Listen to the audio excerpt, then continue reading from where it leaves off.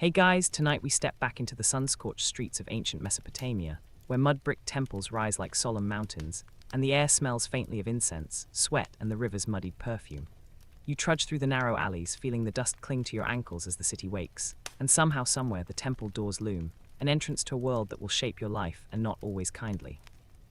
You probably won't survive this without a shiver of discomfort, because life inside those temple walls was nothing like the soft, romanticized stories you've heard.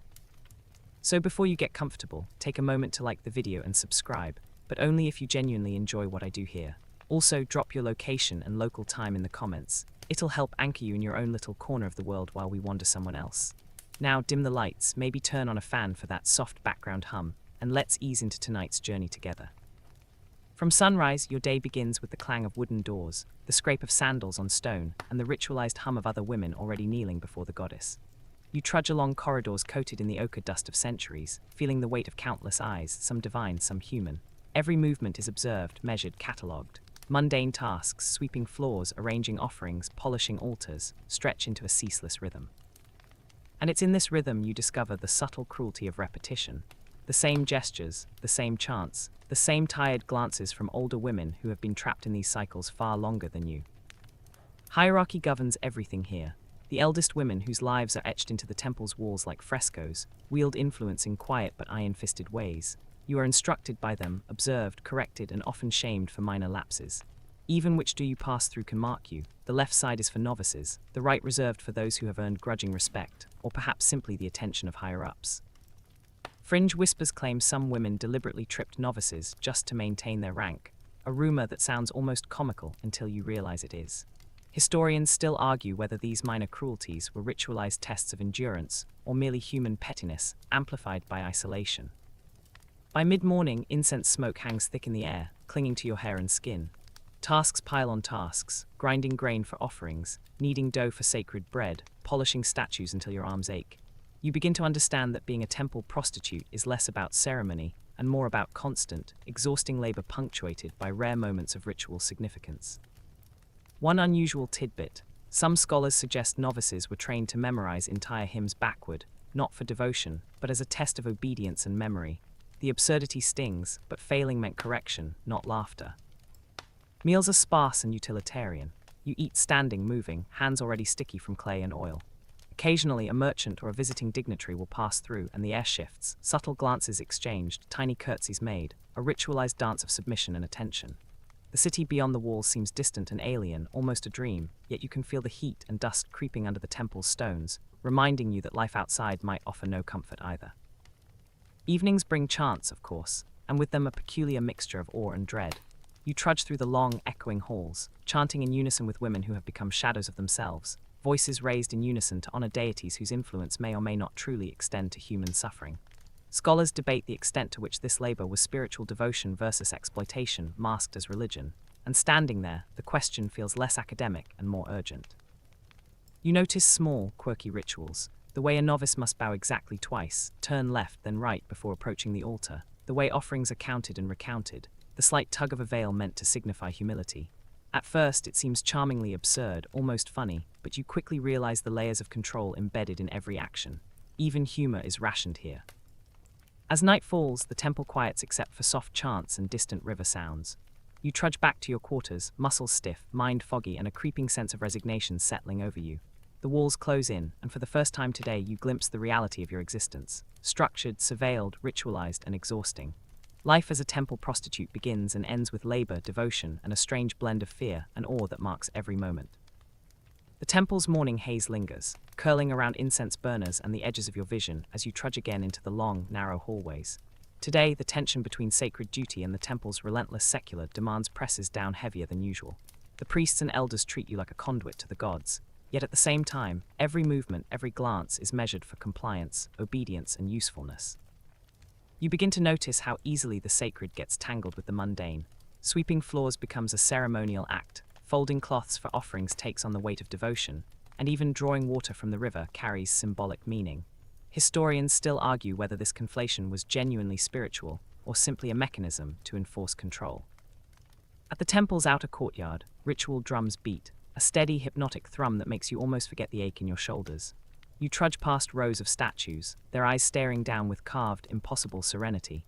Some of these rituals involve flamboyant gestures that seem oddly theatrical. Fringe theories suggest that certain dances performed by temple women weren't just symbolic, but served as a kind of theater, a spectacle to impress and pacify visiting dignitaries. You can't help but smirk at the absurdity, imagining the goddess herself rolling her eyes at the dramatic twirls and stiff, exaggerated bows. Still, the pressure is real. You are expected to balance devotion and service in a way that leaves no space for error or hesitation. Daily chores spill over into personal time. There is no sanctuary from the watchful eyes of older temple women who patrol the halls with a subtle but oppressive vigilance. One odd historical note: novices sometimes slept with ritual instruments or charms under their pillows, a bizarre mix of superstition and anxiety management. It feels quaint, almost laughable, until you realize the anxiety is far from trivial. It is part of a larger system that conditions obedience. Food arrives with the rhythm of ritual. A small loaf, a measure of dates, a portion of water, you eat mechanically, observing the protocol as if ingestion itself is a ceremonial act. You notice the subtle tension between what is given freely and what is earned. Wealthier patrons sometimes leave extra offerings, which ripple through the temple hierarchy like waves. You can sense the undercurrents of envy and favoritism forming quietly in the corners, shaping who is chosen for more prominent rituals and who is left with menial tasks. Scholars debate the degree to which these disparities were intentional, designed to instill obedience, or simply the natural byproduct of a complex social structure. Throughout the day, the rituals themselves demand a surprising attention to detail. You trudge through precise gestures, bowing, turning, chanting in perfectly measured sequences. Every small misstep risks correction, whether through subtle public shamming or whispered admonitions from elders. One fringe account claims that some temple women memorized over 24 ritual sequences, then had to perform them in exact order during large festivals, under the gaze of hundreds. The pressure is dizzying, a blend of sacred purpose and relentless expectation that leaves no room for error or fatigue. You start to notice the absurdities embedded in the sacred routines. There are charms to ward off river spirits, incense to coax divine favor, and costumes that must be perfectly arranged, sometimes down to the placement of a single hairpin. These tiny details seem trivial, but form the latticework of control within the temple. Humor sneaks in despite everything. A novice once tripped on her own ceremonial veil during a festival, earning a mixture of laughter and stern rebuke from the older women. That incident, minor though it was, reminds you that ritual is never merely symbolic. It is intertwined with status, power, and survival. As evening approaches, you trudge through the same hallways, now bathed in soft amber light.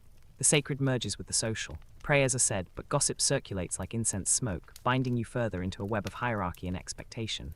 You are never simply a devotee. You are a participant in a complex dance of power, devotion, and subtle coercion. The temple, in all its splendor and strangeness, offers awe and exhaustion in equal measure. The initiation begins before dawn, when the temple is still shrouded in shadows and the air smells of dew and baked clay. You trudge along the worn flagstones, your heart pounding with a mix of anticipation and dread. Today you will begin the formal training, a process that is equal parts ceremonial instruction and psychological conditioning. The elders watch your every move, measuring posture, eye contact, even the tremor in your hands. Historians still argue whether these initiation rites were genuinely spiritual preparation, or primarily a method of asserting control over young women. The first task is the costume.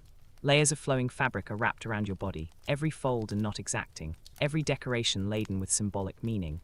Fringe theories suggest that some novice attire was deliberately cumbersome, a way to humble the wearer and remind her of the goddess's omnipresence. You struggle with the heavy fabric, tugging and twisting until the elders nod, their eyes cold but approving. You trudge past mirrors that catch your reflection in fragmented, exaggerated angles, a daily reminder that your image is never your own. Next comes the memorization of hymns and prayers. You trudge through lines that must be spoken in perfect cadence, often backward or in altered sequences. One quirky tidbit: some elders claim that chanting in reverse wards off minor spirits, while others insist it is a mental exercise designed to test obedience and focus. Either way, the mental strain leaves your head swimming, and yet failure is not an option. The pressure is relentless. Physical training follows. You trudge across courtyards, balancing heavy water jars, practicing precise gestures that must be repeated hundreds of times daily. There is a rhythm to the labor, but it is exhausting and unforgiving. Some fringe accounts suggest that novices were even taught self-defense moves disguised as ritual dances, a skill supposedly intended to protect the temple's honor, but often serving as a subtle warning to maintain discipline. You feel the oddity of performing motions that are both graceful and combative, a contradiction that reflects the complexity of your new life. Social lessons are equally punishing. You trudge through elaborate etiquette drills, learning which gestures please the elders, which smiles are acceptable, and which topics are taboo. Gossip flows like invisible ink. Minor missteps are recorded in memory and repeated quietly among the older women. Rivalry is constant, subtle, and exhausting. Scholars debate how much of this social conditioning was designed to maintain order versus simply reflecting human competitiveness amplified by confinement. By midday, exhaustion sets in, though you can't let it show. Meals are brief, taken standing, and often interspersed with additional drills. One strange practice involves wearing temporary tattoos or markings to signify rank, skill, or favor from the goddess. These symbols are rarely explained and must be memorized. The combination of physical strain, mental memorization, and social pressure is designed to transform you, stripping away personal desires and instilling the temple's rhythm deep into your bones. Evening brings reflection, though it is brief. You trudge to a quiet corner and attempt to recall the day's lessons, hymns, gestures, rituals, and social nuances. You feel a mix of pride and fear, knowing that mastery will earn temporary respect, but failure could result in punishment or public humiliation. The temple, with all its mysteries, absurdities, and strictures, has begun to imprint itself upon you, shaping not just your body and mind, but your sense of self. The courtyard hums with activity as you trudge forward, a maze of onlookers, worshippers, and temple staff weaving around you like restless currents. Today is different. You are entering the realm of public encounters, the intersection of service, ritual, and obligation. These are the moments that separate training from reality, when the abstract rules of temple life collide with the unpredictable presence of outsiders. Historians still argue whether these encounters were ever truly voluntary, or whether the system left no choice at all. And as you trudge through the throng, the weight of that uncertainty presses down on you. The first patrons of the morning pass in an almost ceremonial procession. You notice the hierarchy in action. Some visitors are given a nod, a slight bow. Others are guided through elaborate ritual interactions. The system is intricate, almost absurd in its precision. Fringe accounts suggest that some patrons were expected to memorize parts of prayers or recite small hymns as proof of devotion before any service could occur. You struggle to follow the choreography, realizing that your body is both instrument and symbol, dancing to a rhythm that isn't entirely your own. Public encounters are a blend of ritual and social theater. You trudge along, performing gestures, chanting, and moving with precision, your every action scrutinized by elders and visitors alike. There is a strange theater of attention. Some patrons watch intently, others feign indifference, and yet every interaction is weighted with meaning. Oddly, certain gestures that seem innocuous, touching a statue or offering a small prayer, carry layers of symbolic significance. Misreading these signs can lead to social embarrassment or the subtle wrath of the temple hierarchy. The obligations are grueling. You trudge from one session to another, your movements repetitive, almost hypnotic. Despite the structure, moments of unpredictability creep in.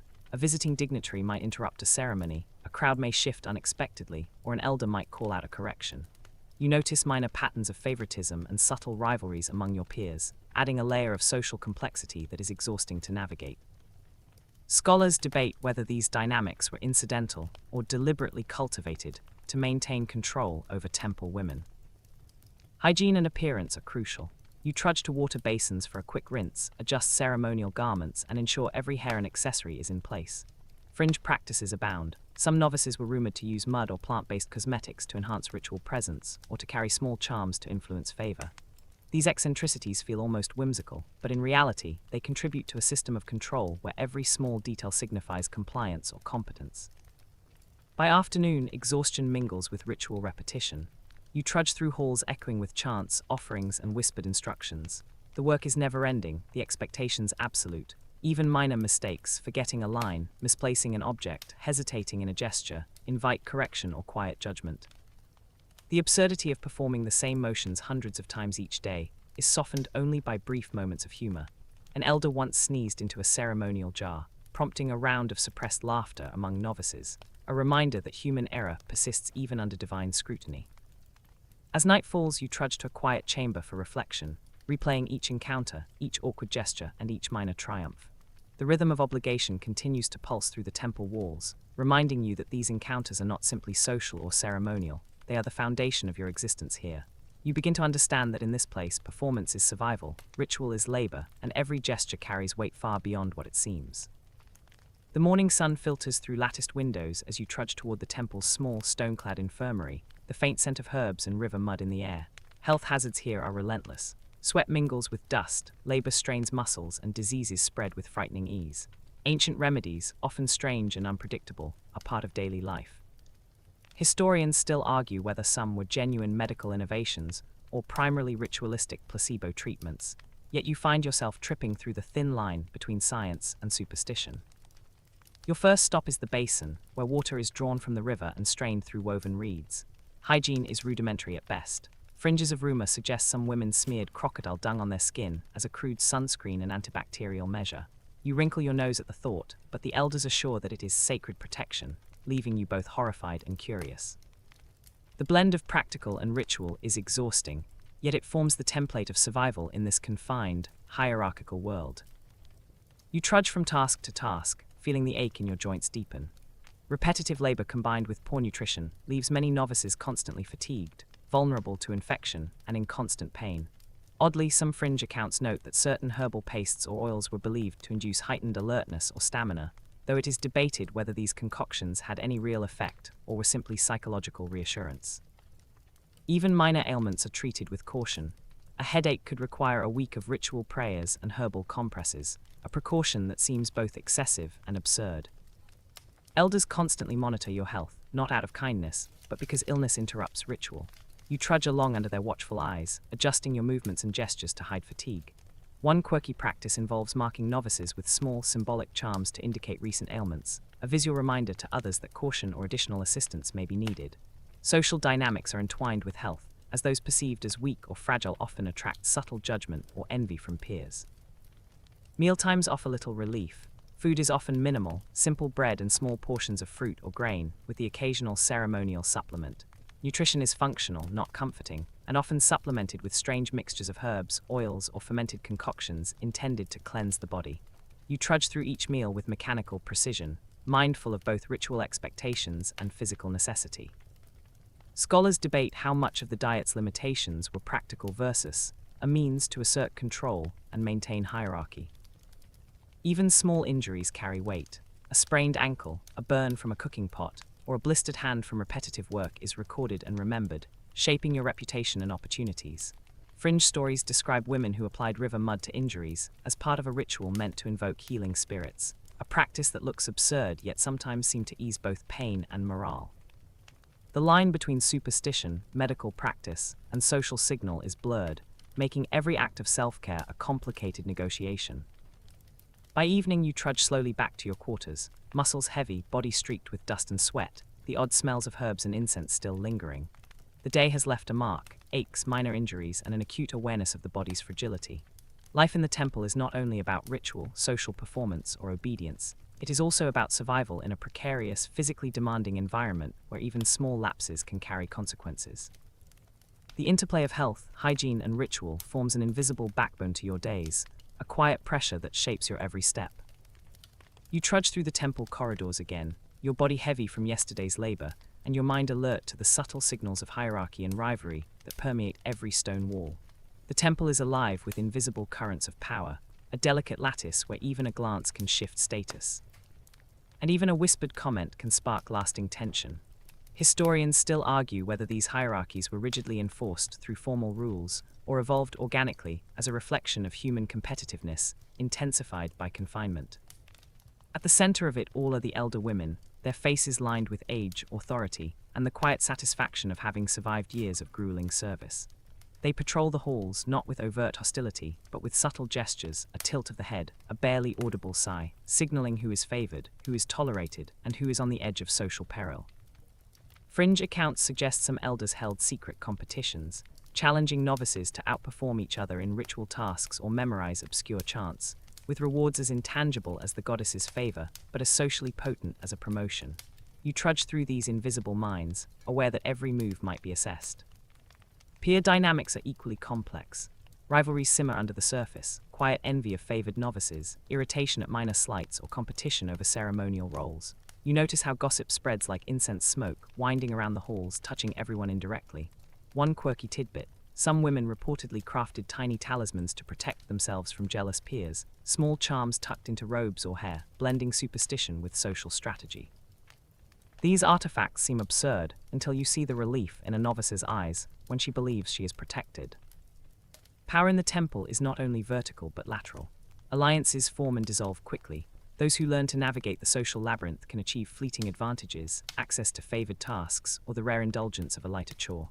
You trudge along, carefully observing, calculating small gestures, understanding that every smile, bow, or nod carries weight.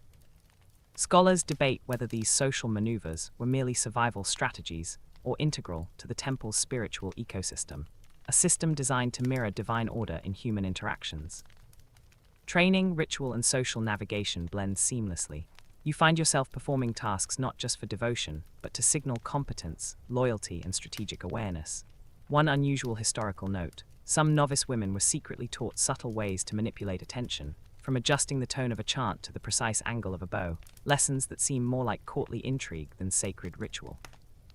The combination of spiritual, social, and practical instruction creates a constant mental workload that leaves little room for personal reflection. Even minor victories are meaningful. A perfectly executed ritual, a timely gesture, or a subtle outmaneuver in social interaction earns brief recognition. But these moments are fleeting. The hierarchy remains fluid and merciless. By evening, you trudge to a quiet alcove, muscles sore, mind spinning with lessons learned and missteps remembered. The temple hierarchy is both invisible and omnipresent, a force shaping every breath, gesture, and thought. Survival here is less about strength or devotion alone, and more about the nuanced mastery of both ritual and human dynamics, a delicate dance you must perform continuously, or risk being left behind. The temple is eerily silent as dawnlight trickles through the latticed windows, yet today you trudge into spaces that pulse with unseen tension. Rituals, supposed to bring harmony and divine favor, sometimes go disastrously wrong. A misstep, a dropped offering, a mispronounced chant, or a misaligned gesture can ripple through the temple like a sudden storm. Historians still debate how seriously these mistakes were taken. Were they genuinely feared as spiritual misfortune, or were they socially enforced reminders of obedience? You watch as an elder instructs a novice in the preparation of a ceremonial libation. The liquid must be poured in a precise arc, a gesture perfected through endless repetition.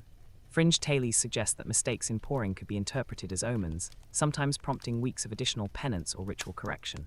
Today, a young woman fumbles slightly, and you see a ripple of subtle reprimand, stern eyes, pursed lips, and murmured incantations.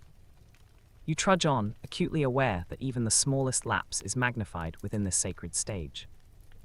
Ritual accidents are not always dramatic. Sometimes they are absurdly mundane yet symbolically charged. A dropped flower, a candle extinguished by a stray breeze, or an incense burner knocked askew, all of these minor disruptions invite quiet scrutiny. You notice that humor occasionally surfaces as a coping mechanism. One elder once muttered a witty comment about a spilled offering, causing a brief, nervous giggle among novices. These fleeting moments of levity remind you that the temple, despite its strictness, is still human in its vulnerabilities. The pressure is relentless. You trudge from one ceremony to the next, the rhythm of chants, steps, and gestures punctuated by a pervasive sense of vigilance. Some fringe accounts describe women secretly marking missteps with tiny tokens, keeping track of errors to share gossip or wield subtle influence. It seems ridiculous, almost petty, yet these rituals of accountability are woven into the temple's social fabric. Scholars debate whether such practices were widespread or anecdotal exaggerations, but you notice the effect immediately. The fear of error is constant. Evening rituals offer no respite. You trudge through elaborate sequences, balancing offerings, chanting in measured cadence, and performing gestures that must align perfectly with the day's accumulated lessons. One quirky historical note: in some ceremonies, novices were instructed to visualize protective spirits perched invisibly on their shoulders, a practice both mystical and psychologically comforting. The absurdity is undeniable, yet the mental focus required sharpens attention and reinforces ritual discipline, blurring the lines between superstition and training. Mistakes carry consequences beyond correction. They shape reputation, influence hierarchical standing, and even affect daily duties. A ritual gone awry can mean reassignment to more grueling tasks or additional public scrutiny.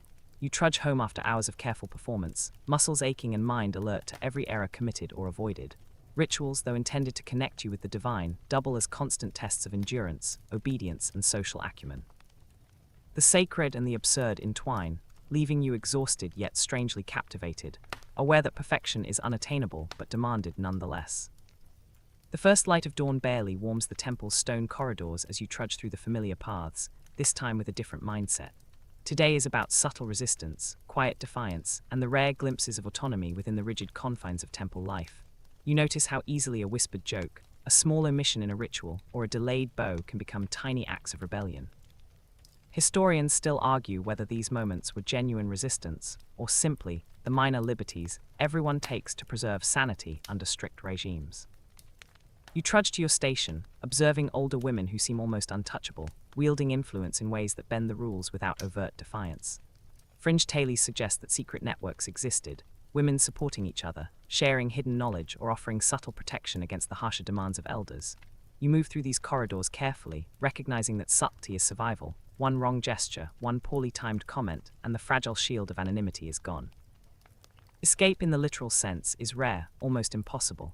The temple is fortified not only with walls but with social expectation, ritual obligation, and psychological conditioning. Yet even here, small acts of rebellion take root. You trudge through the day performing tasks with just enough precision to avoid reprimand while testing boundaries, a delicate balance between obedience and autonomy. One quirky observation: some novices would intentionally misalign their veils to signal secret camaraderie or mutual understanding, a gesture that seems trivial but communicates volumes within the temple's complex social code. Daily routines become a canvas for these subtle resistances. You might chant slightly slower than instructed, adjust the rhythm of steps, or share an inside joke with a fellow novice during mundane chores. These tiny deviations are invisible to the casual observer but carry meaning for those attuned to them. Scholars debate whether these forms of resistance were widespread, structured, or simply sporadic acts of necessity, but within the temple, their presence is undeniable. The temple's power is pervasive, yet moments of small defiance provide relief. You trudge through assignments with a slightly lighter step, a whispered shared observation, or a quiet smile that passes unnoticed by elders but bonds you with peers. Fringe accounts even describe coded notes exchanged under ceremonial robes, small scripts meant to comfort, coordinate, or subvert authority in ways that appear almost fantastical today. As evening falls, you trudge to a quiet corner, contemplating the rare victories and small acts of rebellion that punctuate the relentless rhythm of temple life. You understand that resistance is not grand or heroic, it is a quiet assertion of self, a subtle refusal to be entirely subsumed by ritual, hierarchy, and expectation. In these fleeting moments, you reclaim fragments of autonomy, building invisible threads of connection, hope, and endurance that make survival possible in a place designed to demand everything of you. The sun filters weakly through the temple's latticed windows as you trudge along corridors that have begun to feel both familiar and oppressive. Time has started to etch itself into your body and mind. Aging changes everything.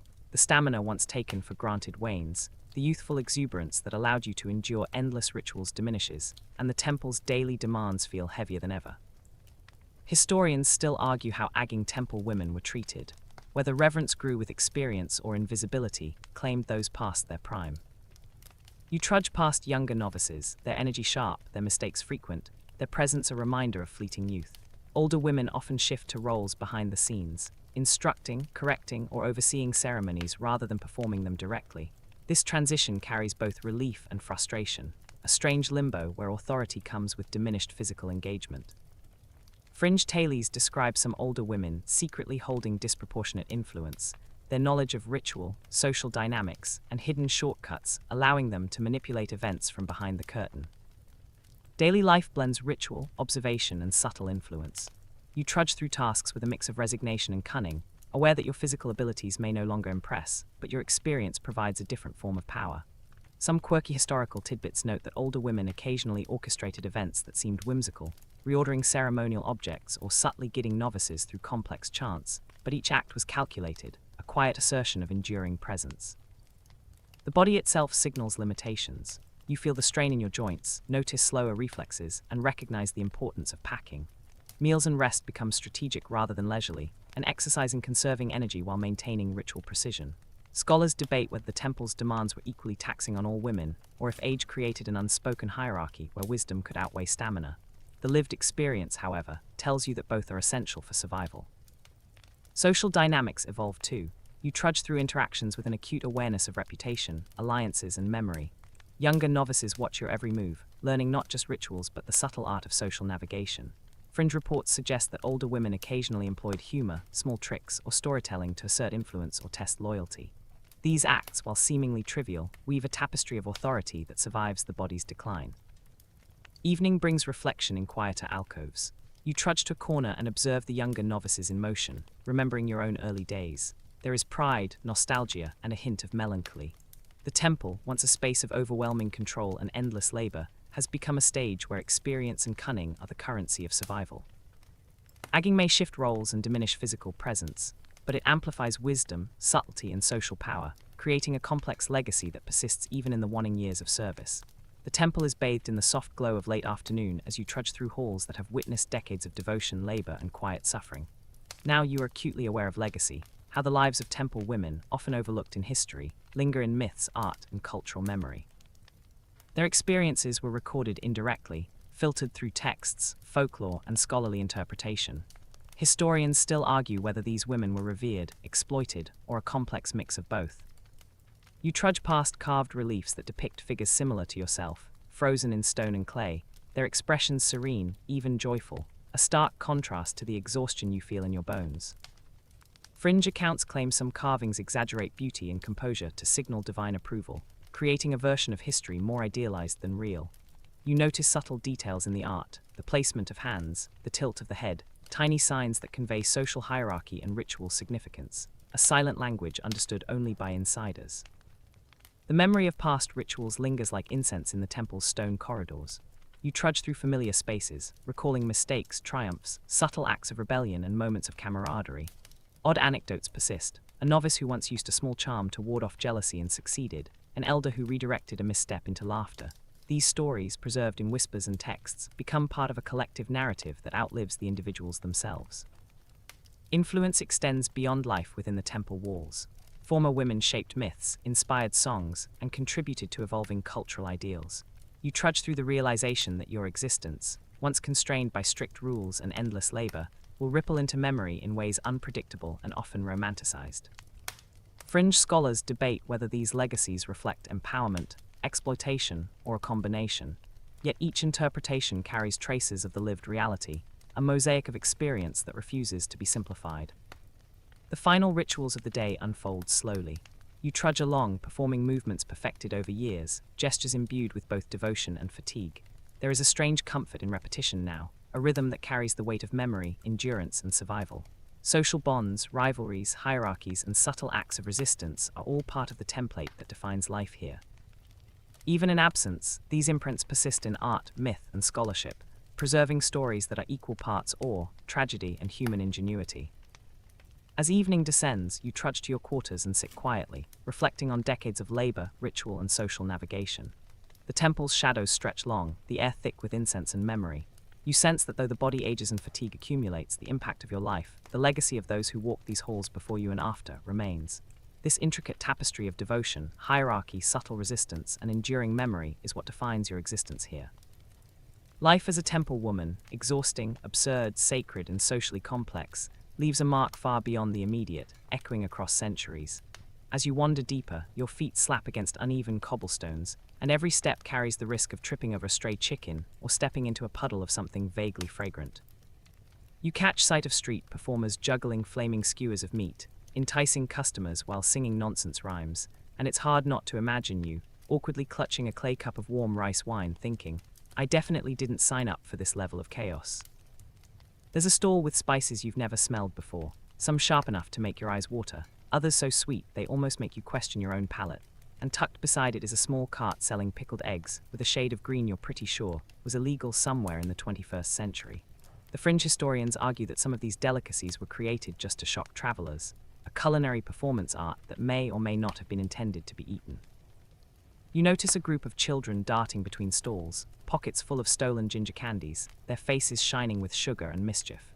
A merchant waves a roasted duck in your direction, offering a taste with a wink, and you can almost see the calculation in his eyes. Delight the visitor just enough so they'll remember this market forever, or at least until dinner.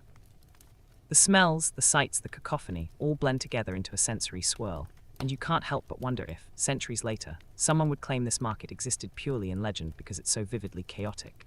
Amid all the clamoring, you stumble upon something surprisingly mundane, a humble noodle cart, steam rising like a gentle fog. Even here, historians still argue whether noodles were a common everyday food or reserved mostly for ceremonial occasions. The contradictions everywhere. Your hands brush past jars of preserved fruits, the syrup sticky and sweet, while the air carries hints of cinnamon and star anise. A vendor nearby insists you taste a black fungus dish said to cure everything but boredom, and while you're skeptical, you're also curious, because in this world, trying anything is part of surviving the experience. You notice the glint of gold powder on some candied fruits, a decadent trick to make something ordinary feel imperial. Fringe stories suggest some vendors were paid by nobles to test new recipes right here in the street, turning the market into a tasting ground for emperors who may never even have stepped outside their palace walls. You try to imagine what it would be like to live surrounded by such constant innovation and chaos, and it's both thrilling and slightly nauseating.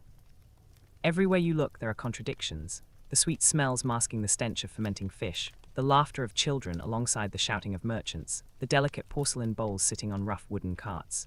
You notice a jar labeled with strange characters, allegedly containing a concoction meant to prolong life, though you suspect it's mostly pickled roots.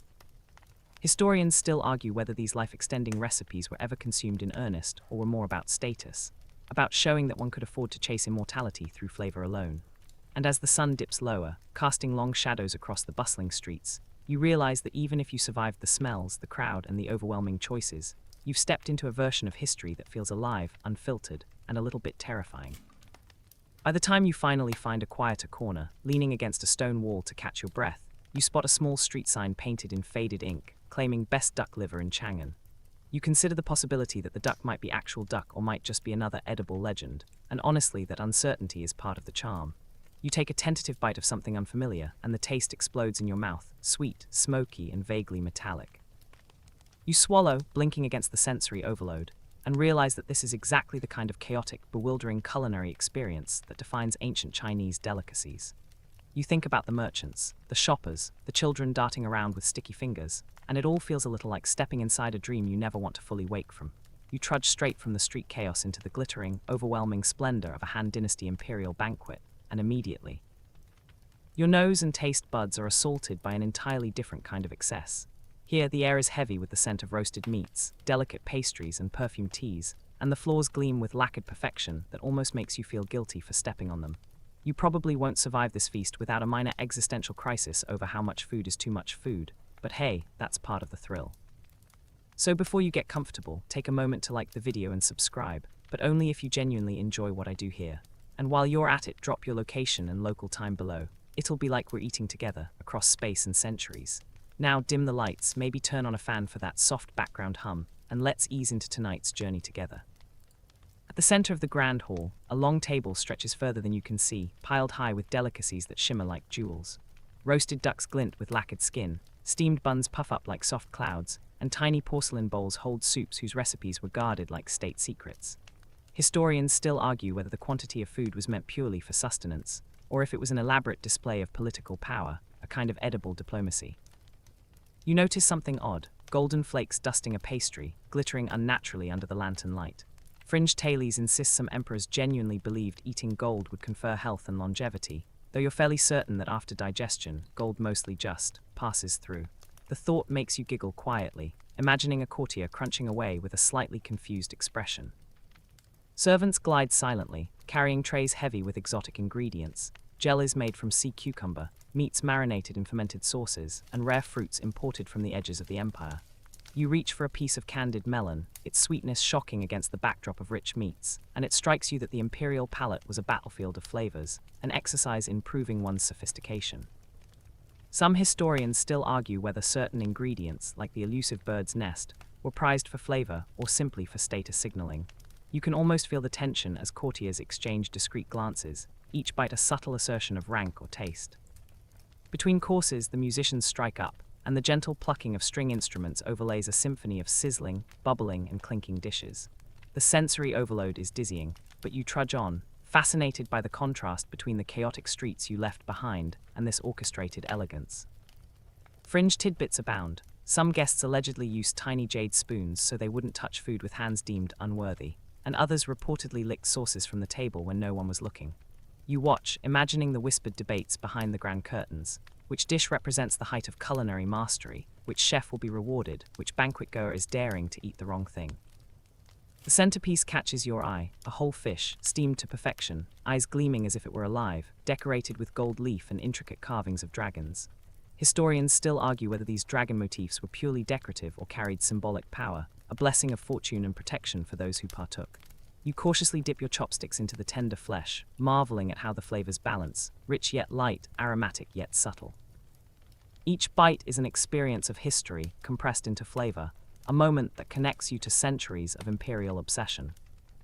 Then the sweets arrive, mooncakes stuffed with lotus seed paste, honey-soaked pastries, and subtle confections with rosewater hints. The decadence is almost absurd, and a cheeky thought sneaks into your mind. Some of these desserts might have been invented just to test the limits of sugar, or maybe the emperor just liked showing off.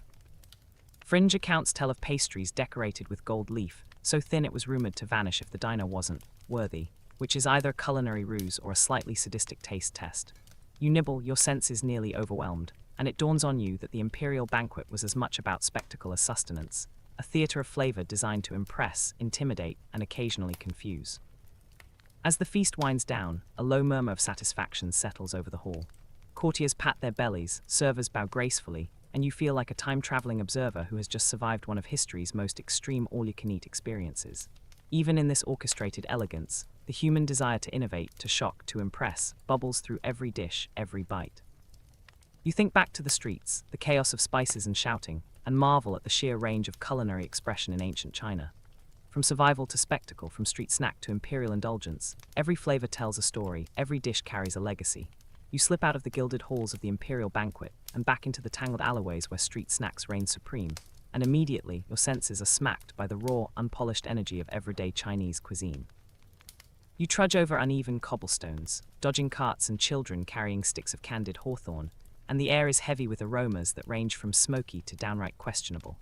Fermented tofu wafts toward you, pungent enough to make your eyes water, and a vendor waves a skewer of grilled offal in your direction with a grin that feels both inviting and slightly menacing. Historians still argue whether some of these street delicacies were genuinely meant to be eaten or were created purely to shock, a kind of culinary daredevillery that tourists and locals alike braved daily. You bend down to sample a small bowl of rice noodles topped with pickled vegetables, the tangy, sour bite dancing against your taste buds. A quirky tidbit: some vendors supposedly offered dragon-shaped dumplings that were more sculptural than edible, a strange hybrid of artistry and cuisine, meant to impress the eyes before the stomach.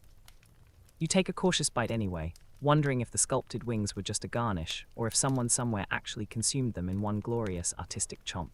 The contrast between street food and imperial splendor couldn't be starker, yet somehow they share a similar obsession. Presentation matters as much as taste, even if your presentation is slapdash chaos on a wooden tray. A nearby stall is selling skewers of unusual meats, pigeon, frog, and even something that looks suspiciously like jellyfish.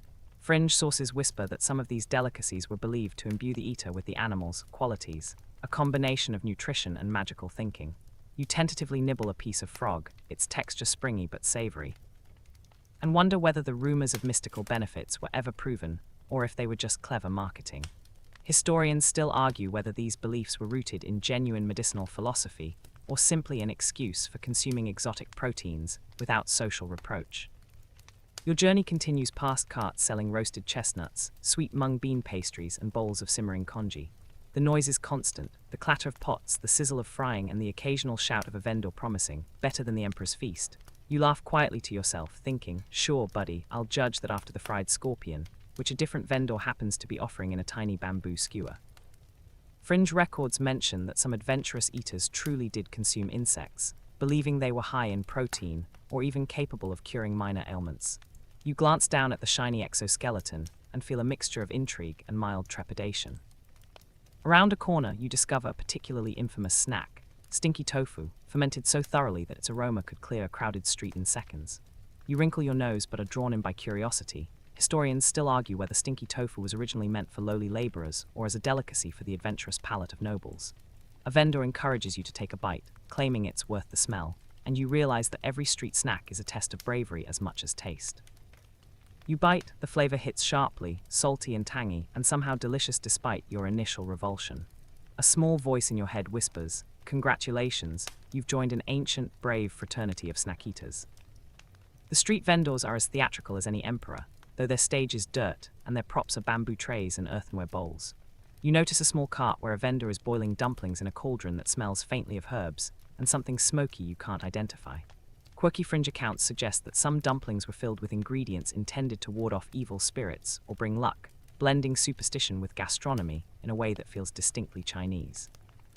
You pause to watch, imagining how a simple bite could be both a snack and a talisman, and it makes the chaotic energy around you feel oddly mystical. Children run past, laughing, their pockets stuffed with candied fruits and sticky rice balls, while elderly men sip tea from tiny cups on a nearby bench. You notice a subtle rhythm in the street. Each vendor calls out, each customer haggles, each bite tells a story.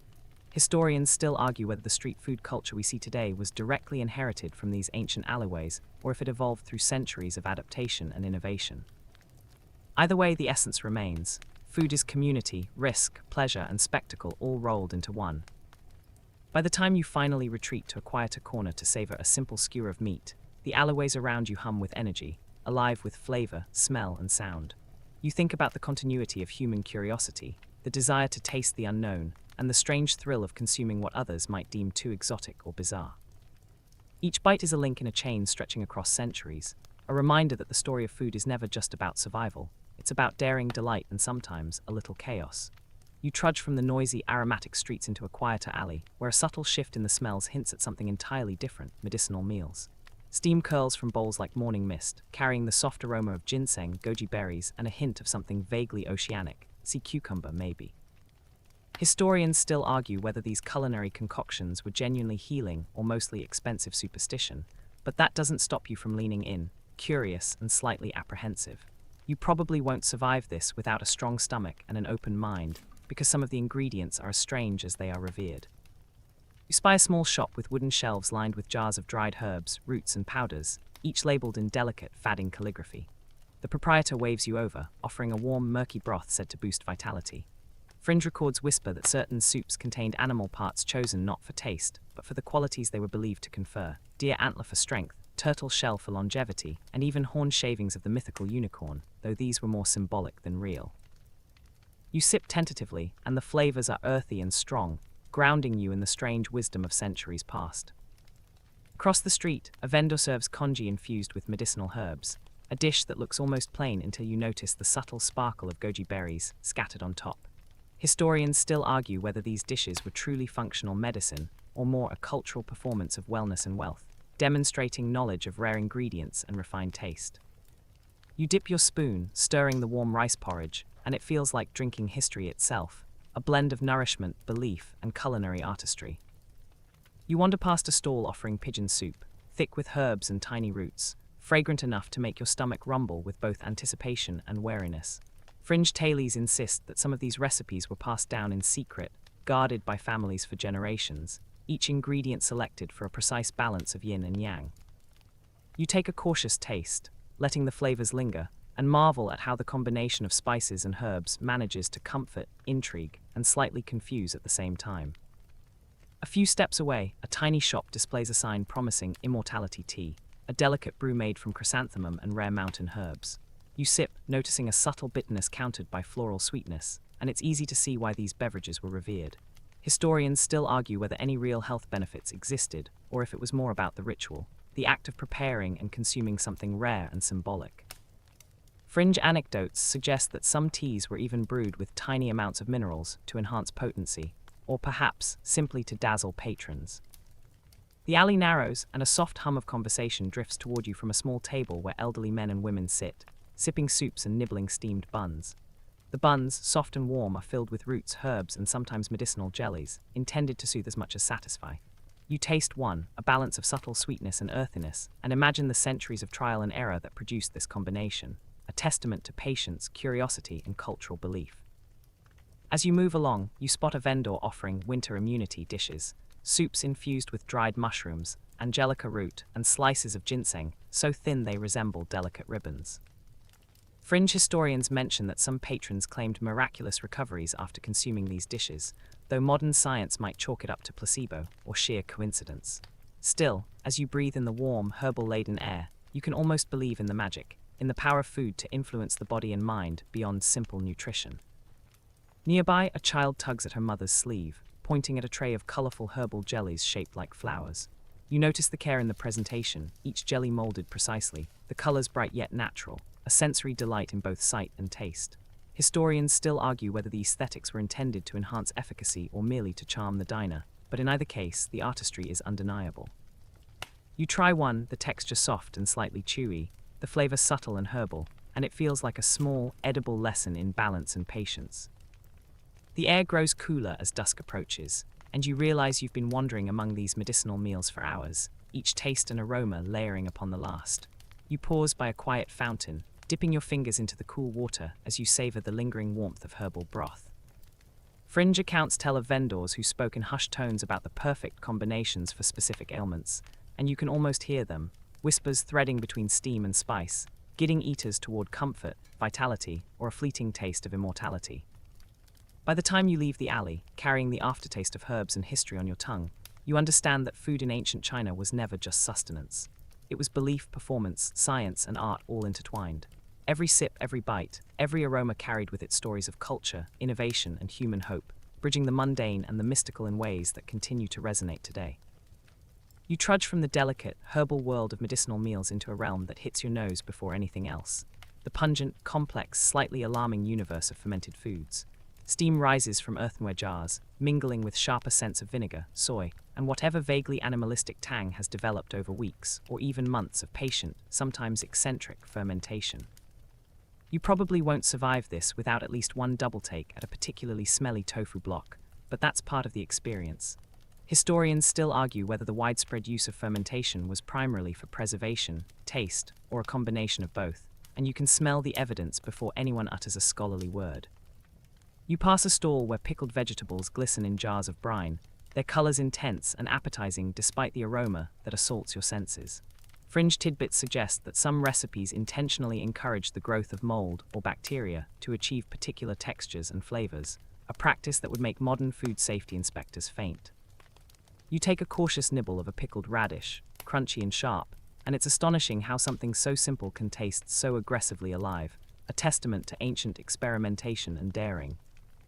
Nearby, a vendor is selling stinky tofu, the infamous delicacy whose scent is rumored to clear entire streets of pedestrians, though fringe accounts claim that locals swear by it for its health benefits. You wrinkle your nose but are drawn by curiosity. Historians still argue whether stinky tofu was initially a poor man's food or an experimental gourmet indulgence. As you bite, the taste surprises you, rich, earthy, oddly satisfying, and you realize that history is sometimes meant to shock the senses as much as it informs the mind. You wander past piles of fermented fish, jars of soy sauce bubbling quietly, and pots of black bean paste thick enough to hold its shape. Fringe stories whisper that some batches were aged in secret cellars for decades, considered treasures, almost mystical in their depth of flavor. You scoop a spoonful of fermented black beans, letting the salty, umami-rich explosion fill your mouth, and marvel at how much patience and care went into something that, to the casual observer, might just smell like trouble. The streets are alive with other fermented surprises. Sweet wine made from rice, vinegar so sharp it could make your eyes water, and sauces blended with fragrant herbs and spices. A vendor passes by offering a tiny sample of fermented tofu skin, crisp yet chewy, and you take it, thinking about the layers of history embedded in each bite. Historians still argue whether the techniques originated regionally or spread gradually across the empire, with each community adding its own quirks and signature touches. You notice a small group of children daring each other to eat the strongest smelling snacks first, a kind of ancient culinary game that seems timeless. Fringe anecdotes mention that some ambitious chefs added extra fermenting agents to create particularly challenging bites, a form of edible spectacle or prank. You grin as you try one of these, your taste buds wincing but your curiosity triumphant, and you realize that the boundary between food and performance is almost laughably thin here. Past a corner, you discover a vendor meticulously stirring a vat of fermented soybeans, coaxing them toward the perfect aroma and consistency. The skill is astonishing, the dedication palpable, and you can almost hear the whispers of previous generations instructing hands and senses. Fringe historians claim that some of these techniques were taught only within families, secret recipes guarded like treasure, a culinary heritage passed down through tactile memory and keen observation rather than writing. A sudden breeze carries the mixed smells of fermentation and nearby roasted chestnuts, a juxtaposition so odd it makes your stomach lurch and delight simultaneously. You pause to appreciate the sensory complexity, each scent and flavor layered, each bite telling a story of experimentation, necessity, and daring. Historians still argue whether these smelly delicacies were primarily about survival, pleasure, or social signaling, and perhaps the answer is all of the above. Finally, you sample a delicate bite of fermented tofu wrapped in a rice pancake, the strong umami mellowed by the soft, neutral wrap. The combination is unexpectedly harmonious, a testament to the ancient genius of balancing bold flavors. Fringe anecdotes suggest that some early tasters would deliberately over-ferment to test their palates, a culinary rite of passage that seems slightly terrifying yet fascinating. You swallow, letting the taste linger, and realize that this world of fermented foods is one of patience, precision, and a fearless willingness to embrace the pungent unknown. By the time you leave the alley, your senses tingling from a dozen intense flavors, you understand that fermentation wasn't just a technique, it was a philosophy. Every jar, every vat, every pungent aroma carried centuries of observation, experimentation, and daring, shaping a culinary identity that continues to influence tastes and traditions today. It's messy, bold, and unforgettable, and it feels like history you can literally chew. You trudge from the pungent, lively streets of fermentation into the softer, more aromatic world of tea and sweets, where the air seems lighter and the flavors gentler, though no less deliberate. The aroma of steeping leaves curls around you like a comforting blanket, carrying hints of jasmine, chrysanthemum, and a delicate green that promises refreshment.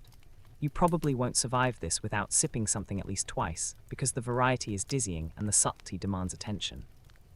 Historians still argue whether tea was first cultivated primarily for ritual, medicinal purposes, or sheer enjoyment, and standing here, you can almost taste the centuries of debate in every leaf. A vendor beckons you over, offering a steaming cup of lightly brewed green tea in a tiny porcelain bowl. Fringe accounts whisper that early brewers experimented with strange additives, pear slices, bamboo shoots, even flower petals, for both flavor and symbolic meaning. You lift the cup, letting the warmth seep into your fingers, inhale, and then sip. The flavor is delicate, floral, and grounding, an entirely different kind of intensity compared to street food or imperial feasts. You watch the steam curl and think about how tea in ancient China was more than refreshment. It was a ritual, a conversation starter, a status symbol, and sometimes a secretive form of medicine. Nearby, a small tray of sweets beckons, honey-glazed pastries, candied fruits, and soft rice cakes dusted with powdered sugar that would feel extravagant even by modern standards. Historians still argue whether sugar was once a luxury reserved for elites, or if it trickled down to the masses sooner than expected. You pick up a small cube of crystallized ginger, the sweetness tempered by the spice, and realize that early desserts balanced flavor, texture, and even cultural meaning. Fringe tales suggest that some sweets were crafted to honor deities, placed carefully on altars before they ever reached human mouths. The streets hum with life, but here in the tea and sweets enclave, the sounds are softer. The gentle clink of porcelain, murmured conversation, and the occasional laughter of children sampling candied hawthorn. A vendor demonstrates the delicate folding of a sticky rice pastry, its shape intricate, almost architectural. Historians still argue whether such designs were purely aesthetic or if the shapes carried symbolic significance, good luck, prosperity, or protection against mischievous spirits. You watch, fascinated, and take a bite, marveling at the balance of sweet and slightly chewy texture that only comes from careful hands and centuries of practice. You pass a small stand where tea leaves are roasted and ground, their aroma smoky yet subtle. Fringe records suggest some blends were deliberately bitter to cleanse the palate or even the spirit, a reminder that flavor and philosophy were intertwined. You sip a sample of a dark, roasted oolong and let the complex taste settle, imagining scholars and poets centuries ago debating the perfect brew while writing verses about mountains and rivers. The sensory experience feels simultaneously intimate and expansive, connecting you to a network of people who treasured subtlety and ritual over sheer spectacle. A little further along, children dart past with sticky fingers from sesame candy, leaving trails of sweetness in the air. You notice a delicate rice cake filled with red bean paste, shaped like a flower. Fringe tales suggest these flower-shaped pastries were not just festive but encoded cultural narratives, celebrating fertility, seasons, and social bonds. Historians still argue whether the symbolic weight was widely understood or largely performative for elites and ritual participants, but either way, the artistry is undeniable. A cup of chrysanthemum tea arrives at your elbow, steaming softly pale gold in the fading afternoon light. You lift it, inhaling the subtle floral fragrance, and feel a moment of calm wash over the chaos of the streets. The tea is warm but not overwhelming, grounding you in a rhythm that contrasts sharply with the explosive, intense flavors of fermented foods or street snacks. Fringe accounts claim that chrysanthemum tea was sometimes used to counteract ailments brought on by overindulgence, a gentle corrective in a world of extremes. Next, you encounter a small jar of honey, golden and viscous, glinting in the sun. A vendor suggests drizzling it over a delicate cake or mixing it with warm tea. You do both, watching the honey melt and mingle with other flavors. Historians still argue whether honey's primary role was preservation, flavor enhancement, or ritual symbolism, but in this moment, it feels like a bridge connecting sensory pleasure with centuries of human thought. Finally, you sit on a low bench, tasting candied lotus seeds, sipping fragrant tea, and letting the gentle flavors wash over you. The contrast is stark and beautiful. After streets pungent with stinky tofu and the chaotic luxury of imperial banquets, here is calm, refinement, and subtlety. Fringe records whisper that some confections were reserved for scholarly gatherings or meditative moments, a quiet counterpoint to the boisterous energy of markets. You realize that in this world, every flavor tells a story, every sip is an argument, and every sweet bite is a delicate balance between art, philosophy, and history. You trudge from the serene tea houses into the more adventurous, sometimes eyebrow-raising world of exotic proteins, and immediately your senses are jolted by a combination of curiosity, skepticism, and a faint thrill. Skewers of snake, jars of turtle jelly, and even glistening trays of small amphibians line the alleyways, each offering a taste of culinary audacity that makes you both excited and slightly apprehensive. You probably won't survive this without questioning your personal limits, but that's precisely the point. Historians still argue whether consuming these unusual proteins was primarily about nutrition, status, or magical belief. A vendor offers you a cup of snake soup, steam rising in delicate wisps and carrying a faint, earthy aroma. Fringe tailies claim that snake was believed to transfer energy, strength, and courage to those who ate it, a literal bite of vitality. You take a careful sip, the broth rich, earthy, and slightly sweet, and can almost feel the centuries of belief folded into each slurp. You glance at other diners, some nodding in approval, others skeptical but polite, each participating in an unspoken ritual that blends culture, superstition, and taste. Nearby, turtle jelly glistens in small porcelain bowls, dark and gelatinous, a delicacy said to enhance youth and vigor. Fringe accounts whisper that some recipes included rare herbs and spices to amplify the supposed magical properties.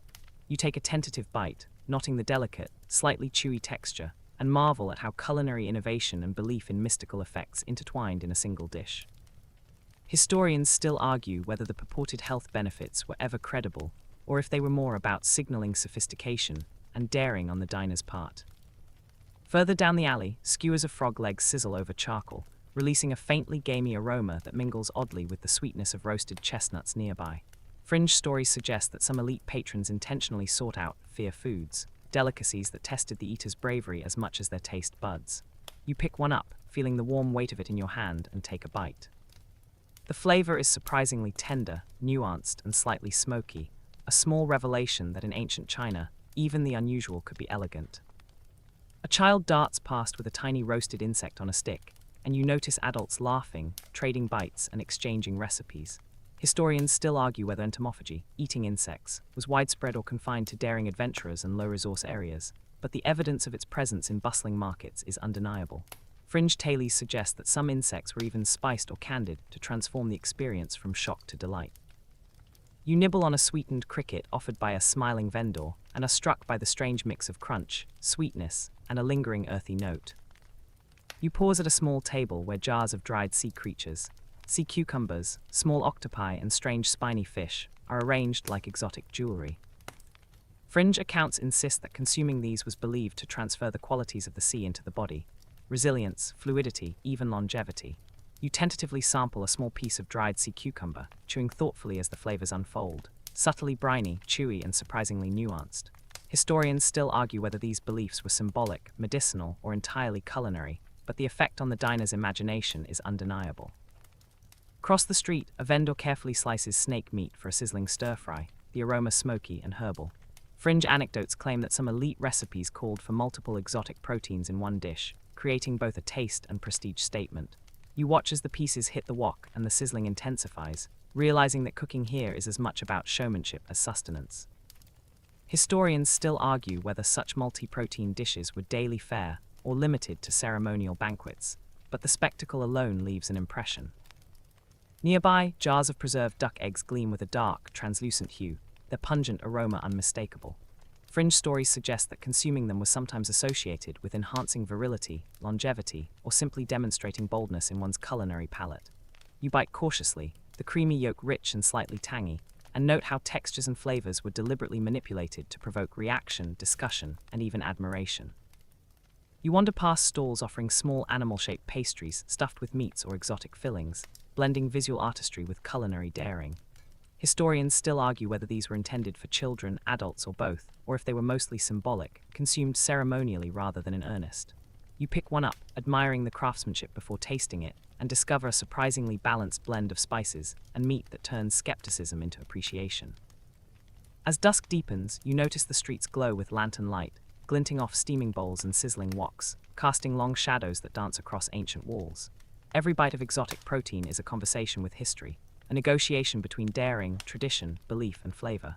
Fringe tailies suggest that diners sometimes boasted of the rarest items they'd consumed, turning the act of eating into performance, memory, and legend all at once.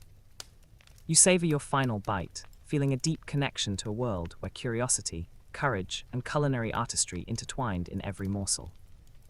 By the time you step away, your taste buds electrified and your imagination alive, you realize that ancient Chinese delicacies weren't just about eating. They were about experiencing, believing, and sometimes challenging the very limits of the palate. You trudge from the daring realm of exotic proteins into the comforting, symbolic, and surprisingly meditative world of noodles, and instantly your senses are met with steam, warmth, and the gentle, reassuring aroma of wheat and broth. Long strands hang from bamboo racks, glistening slightly, waiting to be boiled, stretched, or tossed into sizzling woks. You probably won't survive this without slurping at least one perfectly chewy strand, because in ancient China, noodles were far more than sustenance. They were ritual, art, and superstition all rolled into dough. Historians still argue whether noodles truly originated in China or traveled from the West first, though as you watch a vendor stretch a glistening strand with nimble fingers, it feels undeniably ancient and undeniably Chinese. You stop at a small street stall where a vendor expertly folds fresh noodles into a steaming broth rich with herbs, spices, and tender meat. Fringe accounts whisper that in some households, noodles were ceremonially prepared to celebrate birthdays or seasonal festivals, symbolizing longevity and prosperity. You pick up a bowl, the warmth radiating through your hands, and take your first slurp. The texture is perfect, springy yet tender, the flavors harmonizing like a centuries-old duet between wheat, broth, and skillful preparation. Further down, you encounter a vendor shaping noodles into intricate knots, spirals, and loops, almost like edible sculptures. Historians still argue whether the shapes were purely artistic or whether each form carried symbolic meaning, longevity, happiness, or protection against misfortune. Fringe tailies suggest that some families had secret noodle shapes passed down for generations, each twist and turn a coded blessing. You lift a twisted strand to your mouth, marveling at the combination of artistry, flavor, and cultural weight in a single bite. Nearby, a small child eagerly bites into a flat pan-fried noodle, its edges crisp and golden while the interior remains soft. The vendor laughs, dusting it with scallions and sesame seeds, and you can't help but smile, realizing that noodles, like so much of ancient Chinese cuisine, balance practicality with beauty. Fringe sources hint that noodle-eating competitions were common in some towns, with children and adults racing to finish bowls, turning sustenance into spectacle. Historians still argue whether these contests were leisure, ritual, or an early form of social bonding over food. A few steps further, a steaming basket releases the scent of dumplings made from stretched noodles rather than thick dough, filled with pork, shrimp, or vegetables. Fringe accounts insist that some dumplings were crafted in dragon shapes, connecting the act of eating with symbolism, ritual, and seasonal celebration. You bite into one, the filling savory, the noodle tender yet resilient, and feel a sense of continuity with countless generations who shaped and tasted similar creations. As the sun lowers, casting long shadows across the street, you notice that noodles appear in both humble and lavish contexts, from a child's quick snack to an elaborate banquet dish adorned with gold leaf and exotic meats. Historians still argue whether noodles' symbolic significance outweighed their nutritional role or whether the two were inseparable. You watch a vendor pour a rich broth over hand-pulled noodles, steam rising like a misty veil, and realize that each step, kneading, pulling, boiling, serving, was ritualized and deliberate. You pause at a corner where noodles are stir-fried with fragrant vegetables and sauces. The sizzling sound is hypnotic, blending with the aroma of garlic, soy, and sesame oil. Fringe tailies suggest that some stir-fried noodle dishes were specifically designed to showcase a chef's dexterity and innovation, a subtle performance that rewarded both skill and creativity. You sample a bite, the flavors bold yet balanced, each strand coated evenly, and appreciate how texture, taste, and presentation all matter in tandem.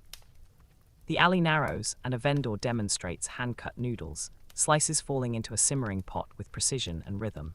you notice children mimicking the motions. Learning from observation and practice, a living transmission of culinary knowledge. Historians still argue whether noodle making was originally a domestic skill, a street craft, or an imperial art form, and the answer likely varies by region and era. You take a bowl of freshly sliced noodles, savoring the earthy taste of wheat and the comforting warmth of the broth, imagining generations of hands kneading dough just like this. Finally, as twilight settles, lanterns glow softly above steaming pots of noodles, dumplings, and pan-fried delights. Fringe accounts suggest that some noodles were reserved for ceremonial feasts, long strands symbolizing hope for long life, family unity, or successful harvests. You slurp a final strand, feeling the warmth and continuity of centuries of culinary practice, and realize that noodles are more than food. They are history, ritual, and joy, wound together in each tender, chewy bite. You trudge from the humble, comforting world of noodles into the vibrant, theatrical realm of festivals, where food becomes performance, art, and sometimes a little bit of chaos. Lanterns sway overhead, their warm glow illuminating tables piled high with delicacies both familiar and eccentric. You probably won't survive this without pausing to marvel at the sheer spectacle, because in ancient China, food during festivals wasn't just for eating. It was storytelling, celebration, and status display all rolled into one. Historians still argue whether certain festival foods were ever intended to be eaten or served primarily for visual impact, but standing here, it's impossible not to be swept up in the sensory pageantry. A vendor carries a tray of elaborately shaped pastries, molded into dragons, phoenixes, and lotus flowers, each painted delicately with natural dyes. Fringe accounts insist that some of these pastries were designed to be admired for days before anyone dared to bite, a combination of artistry and superstition. You pick up a lotus-shaped bun, noticing how soft and fragrant it is, and taste it slowly, appreciating the craftsmanship and history embedded in each fold. The balance of sweet and subtle herbal notes is astonishing, a reminder that even during celebration, every flavor had its role. Nearby, children chase each other with skewers of candied hawthorn, their laughter mingling with the sizzle of roasting chestnuts and the low hum of music. Fringe tales suggest that some festival treats were deliberately over the top to inspire awe or even humble the average eater, turning the act of consumption into spectacle. Historians still argue whether these exaggerated foods were more about social performance than practical eating, but the effect on the crowd is undeniable. You try a candied hawthorn, the tartness biting through the sugary glaze, and marvel at how even small snacks could carry cultural weight. The scent of mooncakes drifts from a distant table, golden and fragrant, with intricate designs stamped onto the tops. Fringe accounts claim that some mooncakes contained secret messages during certain historical periods, adding a layer of intrigue to what might otherwise be considered simple dessert. You break one open, the lotus seed paste smooth and sweet, and wonder at the layers of symbolism, family unity, seasonal cycles, even subtle political messages, all embedded in a single bite. Historians still argue whether these practices were widespread or confined to certain regions and elites. At a corner, a vendor demonstrates the creation of glutinous rice balls filled with sweet or savory fillings, rolling them between palms with practiced precision. Fringe tales insist that some fillings were chosen specifically for luck-bringing properties, whether red bean for prosperity or sesame for protection. You pop one into your mouth, the chewy exterior giving way to a warm, rich filling, and realize that taste, texture, and symbolism all work together to tell a story far beyond simple nutrition. A festival parade winds past, floats adorned with papier-mâché animals and figures, some carrying baskets of food for public display. You notice that the distinction between edible and ornamental blurs. Some items appear designed to awe rather than feed. Historians still argue whether this theatricality was purely performative or intended to entice consumption at a later moment. Fringe accounts claim that some floats featured inedible delicacies made of colored dough or sugar, a clever blend of art and culinary suggestion. You grin, imagining how bewildering and delightful this must have been for festival-goers centuries ago. The air hums with sounds of drums, flutes, and laughter, all mingling with the heady aromas of roasted meats, baked pastries, and steaming soups. Fringe tales whisper that certain festival foods were infused with rare spices or herbs to mark auspicious occasions, turning taste into a ritualized act. You taste a small bowl of spiced soup, warming and fragrant, and think about how every bite connects you to ancient rhythms of celebration, community, and continuity. Near a waterway, vendors sell fish-shaped pastries and lotus root cakes, their bright colors mirrored in the flowing surface. Historians still argue whether these aquatic designs were purely aesthetic, or if they carried symbolic blessings for abundance and fertility. You sample a lotus root cake, the sweetness subtle and the texture just firm enough to appreciate the effort involved, and realize that even small festival foods are carefully orchestrated, combining taste, appearance, and meaning. You wander past a table piled high with skewers of roasted meats and unusual proteins, some prepared to shock, others to delight. Fringe accounts mention that certain festival dishes were meant to test bravery, especially among youths daring each other to try the strongest flavors or rarest items. You take a tentative bite of a skewered delicacy, the flavors bold, smoky, and a little wild, and can't help but laugh at the mix of thrill and tradition. By twilight, lanterns glow brighter, music swells, and the streets buzz with joyous chaos. Every festival food you taste feels like a story, every aroma a link to centuries of culture, superstition, and creativity. Historians still argue whether all these traditions were universally practiced or varied widely by region, but in the midst of the celebration, those questions melt into sensory delight. You lean back, savoring the flavors, the smells, and the communal energy, realizing that in ancient China, festivals were not just about eating. They were about experiencing, performing, and remembering through food.